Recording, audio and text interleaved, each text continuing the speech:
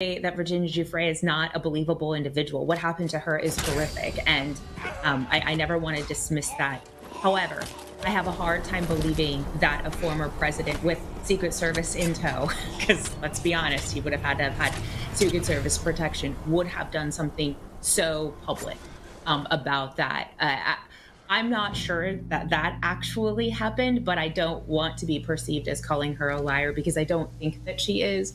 But I do think that some of these claims may be recalled differently than what occurred.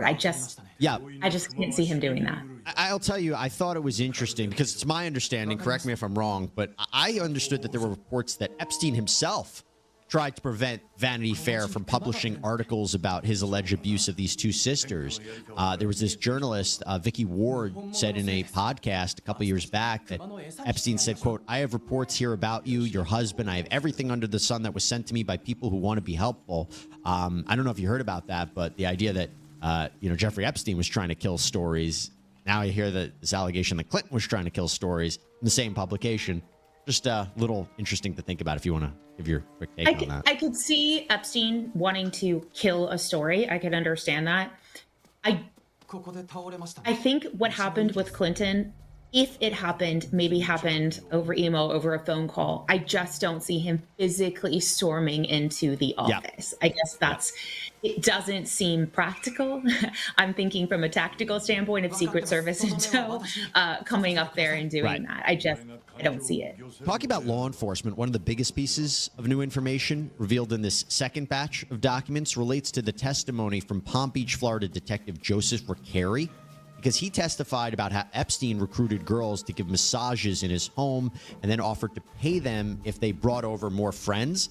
Carey says that he interviewed more than 30 women. Most of them were younger than 18. They actually didn't have any massage experience at all. In fact, one of the victims, whose name is still redacted, said that she was 16 or 17, had no massage knowledge. She had no idea that her encounter with Jeffrey Epstein would involve sexual activity. She says the first time that she met him, Epstein just took off her clothes without her consent. And Detective Recarey says that every victim was asked to bring their friends to Epstein's home. Some did, some didn't. That was interesting hearing from the detective. It was sad hearing from the detective, especially when she goes into more about why certain individuals were targeted. They were people that didn't have close ties with their families. And I found that to be incredibly sad and incredibly vindictive and incredibly premeditated, quite frankly, on Epstein's part. And I do want to make a point too. There's redactions in some of these documents. I think that's for two reasons. I think first of all, they were minors at the time when they were giving statements, and so that's why some of them are redacted. And I also do think some may be, currently under investigation. So I think those might be the two reasons. But it was really, really sad. And it was really interesting to see how purposeful Epstein and Maxwell, quite frankly, were in recruiting people, because it wasn't just about young, pretty girls. They were purposely looking for girls who maybe didn't have an education, didn't have resources, didn't have close ties to family members. And that's really pure evil, quite frankly. That leads me to somebody you mentioned before, David Copperfield, because the magician, right? And there was this allegation that Copperfield had visited Epstein in the past. Ms. Schoberg, who I mentioned before, one of the alleged victims, she testified that she met Copperfield at a dinner at one of Epstein's homes. She says that he performed some magic tricks. But this is really the part that I thought was so fascinating. According to her, Copperfield makes the statement, quote, "Girls were getting paid to find other girls." Now, she says he didn't really go into any further details, including whether the girls were underage.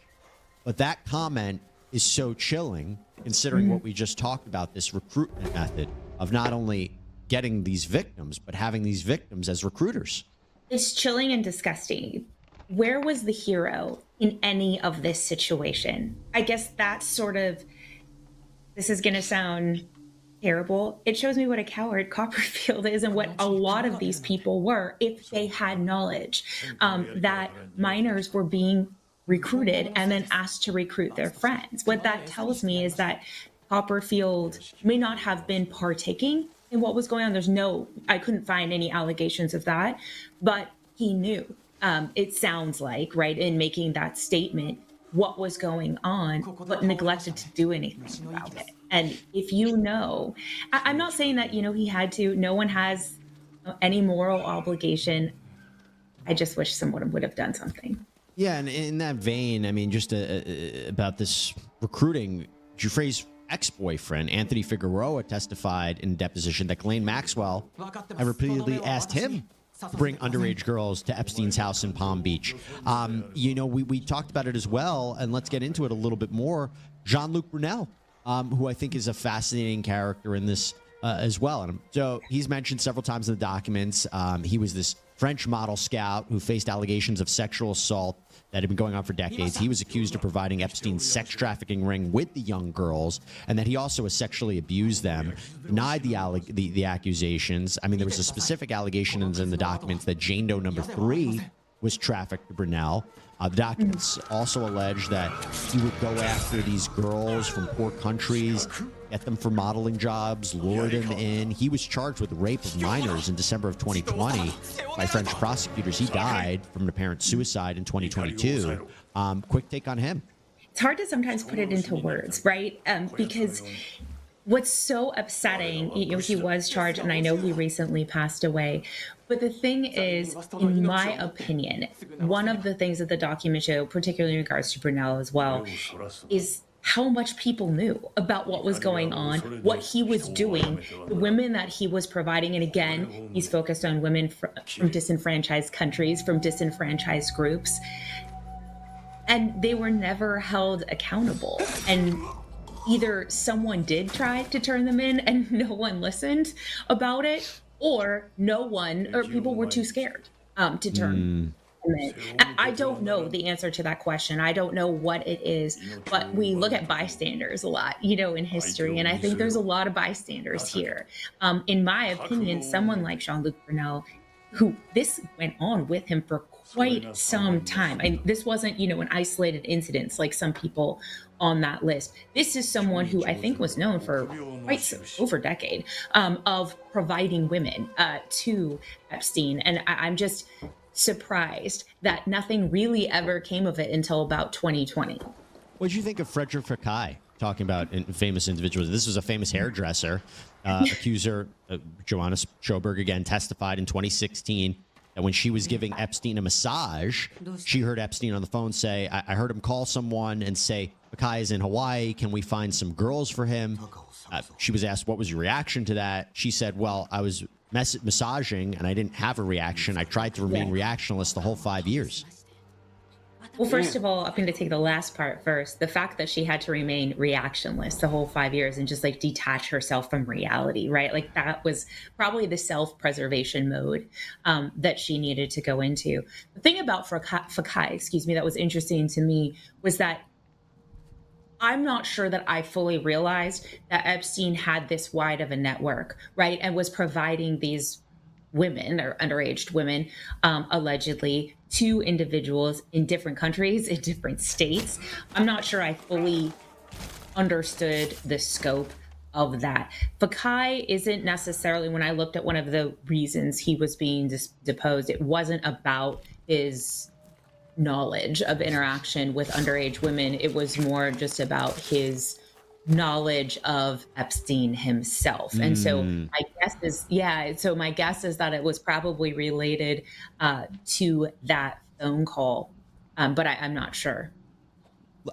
So let's get into now 3 big names: Prince Andrew, Donald Trump, and Alan Dershowitz. We'll start with Prince Andrew, one of the most famous of Epstein's alleged associates. Prince Andrew, the Duke of York. Giuffre accused him of being one of the people that she had sex with as a minor. He settled a lawsuit with her out of court for reportedly millions of dollars.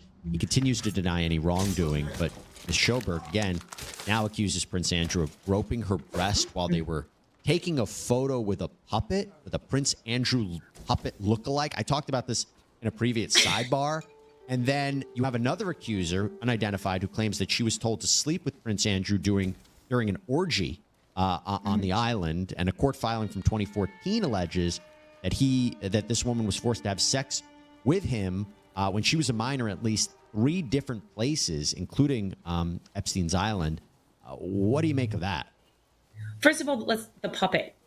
Yeah, that was just you know what? People, instead of everybody going to the other, puppet was taken. Looks Yes. like Prince Andrew. I was They just making a positioned it visual way- in my mind. I really wish you did. I really wish you didn't, because apparently they took the puppet's hand, put it on Virginia Giuffre's breast, and then he holds Schoberg's breast. I mean, it was insane. I was when I was reading. So in the papers, the most graphic, I would say, information, most detailed graphic information was about Prince Andrew. At least that's what I gleaned from sort of that second dump of papers. I don't think I fully understood how involved it was. And it sounds to me like this puppet was made especially for him, and Ghislaine Maxwell kept it sometimes for him for that use. And so it just shows how involved Prince Andrew was. And I think also a lot of times, because of obviously the courage of Miss Frey coming forward, right, and talking about it, we forget that he victimized other women, probably allegedly as well. And so it was interesting to see the accounts of the other women and their allegations, but then also coupled with the puppet that, in my opinion, was probably made for the purpose of engaging in this. It was very disturbing. Yeah, it was. If you want, I'll talk about the Stephen Hawking one too before we even get into Donald Trump. So Stephen Hawking, the acclaimed physicist, very weird. There was an implication that he might have been involved in an orgy. It came from an email from Jeffrey Epstein to Ghislaine Maxwell, where they were basically saying, she'd go after Giuffre's associates, try to tell them that none of this is true. And one of the allegations that I didn't know of before was that apparently Stephen Hawking was in an orgy. Again, that seemed to be the only reference I could find. If you want to quickly tackle that. That was the only reference that I could find as well. But I think the interesting thing is no one's name, I guess, should surprise anyone anymore, given what we're seeing in terms of, I also think too, we as a society have this interest in deviant behavior. And really that's what this is engaging in, quite frankly. And so I'm guessing that's why it's capturing a lot of people's attention. And let's be clear also now about former President Donald Trump, because he's mentioned in these documents, not accused of any wrongdoing. We knew that Trump and Epstein had a relationship back in the 90s. Trump previously called him a terrific guy, says the two had a falling out. Ms. Schoberg says that when she was on Epstein's jet, they actually diverted to New Jersey because of bad weather. And she claims Epstein said, great, we'll call up Trump and we'll go to the casino. She said that she was with Giuffre on the plane. They didn't gamble because Giuffre was too young. Schoberg also testified in the documents that she was never asked to give Trump a massage. Giuffre testified, though, when she was 17. You mentioned Mar-a-Lago. She was working at Mar-a-Lago before she was recruited to be a masseuse for Epstein. Anything there that's innocuous? Because I don't really see anything there. I don't necessarily see anything in regards to, Trump partaking in any of this illicit activity. My concern, and I mentioned it before, was how much Mar-a-Lago appears in the documents. And now I understand Trump is not clearly responsible for everything that occurs at Mar-a-Lago. Of course not. But the fact that Giuffre was there, I think other women also were there too. I worry that it was some kind of a poaching ground for Epstein in regards to finding women for his network. So I'm less concerned about Trump and what his specific involvement was. It sounds like they were associates, which is, I don't want to say understandable, but I get it from a philanthropic point of view. Same thing with Clinton and some of the other individuals as well. But I am concerned about Mar-a-Lago and how many women came from there. And just going now to other high-profile people that Giuffre has said that she was trafficked to, I mean, there's Tom Pritzker, the American billionaire, owns Hyatt Hotels, his cousin of Illinois Governor J.B. Pritzker, if you want to talk about that. But also I'll mention Alan Dershowitz, because he is, as keeps coming up, somebody we talk about a lot. He's a prominent lawyer. He has been mentioned before in connection with Giuffre and Epstein. Giuffre withdrew an allegation against Dershowitz in the past. But according to these documents, a person only identified as Jane Doe number 3, who was a minor, says that she was forced to have sex with Dershowitz in Florida, New York, New Mexico, U.S. Virgin Islands, and private planes. She was then instructed to report back to Epstein about what happened. And the documents also claim that Dershowitz was an eyewitness to other sexual abuse. So if you want to talk about Dershowitz and Pritzker, I think those are two important names. Yeah, I'll start with Dershowitz, if that's okay. Yeah. Jane Doe number 3, I felt had the most compelling information or testimony about Dershowitz, obviously, and his involvement. I think that's where Louis Freeh comes into play, right? Is that, his firm was representing him. And I have to wonder if that's why his name also came into play, right? It's more than just Clinton's travel. In terms of that, I mean, that is pretty detailed information. I know Giuffre withdrew her statement, right, about Dershowitz, but I'm concerned and confused as to why more wasn't done based on Jane Doe number 3's testimony in regards to investigating this claim. Because if these women at the time were underage, obviously that is a crime and law enforcement needs to investigate that. I don't know if it was just never reported to law enforcement and only here. That's what I don't know, and that's what I'm trying to understand. About Dershowitz, I think by far the most compelling information has come from Jane Doe number 3. In regards to Pritzker, I think here's the thing. We idolize a lot of these people and assume that they don't do anything wrong. And I think that's what's very upsetting to a lot of people is you see these individuals, Dershowitz, Freeh, Clinton, Mar-a-Lago, right? Like things that we view as making prominent decisions, places in our society, and they are not infallible, and they may or may not have engaged in illegal activity. There's a lot more names we could talk about. There's a lot more people we could talk about, but otherwise we'd be here for the next 2 hours. But listen, this is just the start of it. We mentioned that this is only in the beginning. There's going to be more documents, but I think we're expecting more than 200 documents with thousands of pages of information to be released over the next several days. So we're going to obviously continue the conversation. Tracy Walder, thank you so much. Thank you for going through all the documents. Look at you staying up late doing that, but really, really appreciate it. You're terrific as always. Thank you, Jesse.